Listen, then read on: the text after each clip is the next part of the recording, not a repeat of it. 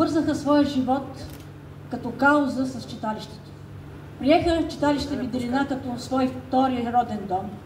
Оставиха тук много следи след себе си, много творчество оставиха. Същевременно тук те създадоха много приятелства. Тук виждам и хора, за които бих казала, дори тук създадоха семействата си. Така че нашето читалище е един център и дом по-човешки събран, но заедно с това е оставил много стойностна и много знакова творческа следа в нашия град.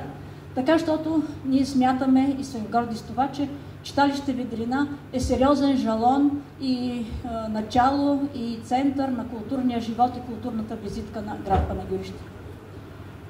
На града, на читалището ни, за да обсъдим как да изглеждат нашите тържества. Единодушно беше мнението ни, че един такъв дълъг юбилей, една такава достолепна годишнина, много си заслужава да бъде отразена в филм, в един документален филм. Дадохме си сметка, че всъщност една 160 годишна история да се събере в определен брой, не много минути, е една много трудна и, може би ще кажа, непосилна задача. Ясно си дадохме сметка за това, но заедно с това искам с удовлетворение да кажа, че чест прави на 3 дами, които са членове на нашето настоятелство и които отдавна са свързали също живота си с нашето читалище и го обичат безрезервно, които казаха много бързо: ние ще го направим.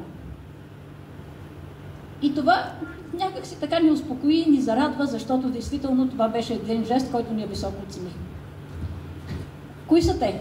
Ирина Ботева, историк. Нормално е този човек да се включи в това. Нина Изтревска, литератор, преподавател в основно училище по литература. Също един човек, който много разговаря. Магдалена Джолова, медиен специалист, който всички познавате. Всички публикации. Те решиха, и мисля, че много успешно и добро беше решението им, да привлекат към екипа им един композитор, Константин Оцетов, който не е от Панагюрище, но който много добре се вписва в екипа. Свидетели сме